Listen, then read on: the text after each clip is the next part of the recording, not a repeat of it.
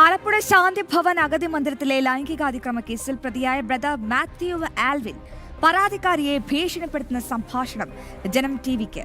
ജാമ്യം കിട്ടിയ ശേഷം പരാതിക്കാരിയെ സമൂഹ മാധ്യമങ്ങളിലൂടെ അധിക്ഷേപിക്കുമെന്നാണ് ഭീഷണി. ആഭ്യന്തരമന്ത്രി രമേശ് ചെന്നിത്തലയെ കണ്ടതായും ഇയാൾ പറയുന്നു.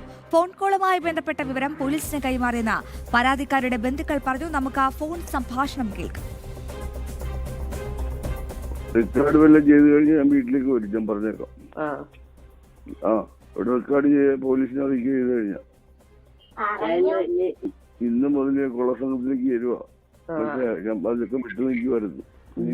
ഇന്നും മുതൽ ചേരുക. എനിക്ക് 5 പേരെ കൊടുക്കണം. അത് കഴിഞ്ഞിട്ടേ ഉള്ളു ബാക്കി. നീ ഒന്നുമില്ല മനസ്സിലാക്കാടോ. ഇത്രയും വലിയ പെണ്ണ് പ്രശ്നം ഉണ്ടായിട്ട് ഒറ്റ മനുഷ്യരവിടെ വന്നോ? നിങ്ങളുടെ നാട്ടുകാർ പ്രശ്നം ഉണ്ടാക്കിയോ?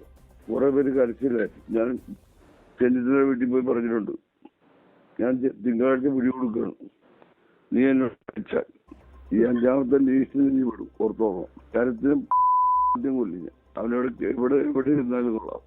തിങ്കളാഴ്ച ജാമ്യം കിട്ടിക്കഴിഞ്ഞാൽ പലതും പറയും. നാട്ടിക്ക് ഞാൻ കെട്ടിയ പെണ്ണാണെന്നും പിന്നാണെന്നും അതൊക്കെ പലതും ഞാൻ പറയും. പക്ഷെ മര്യാദക്ക് ഭീഷണിയാണ്. ഞാൻ നിന്നോട് ഭീഷണിപ്പെടുത്തി. നീ കാരണം ആശ്വാസം പോയത് അറിയോ?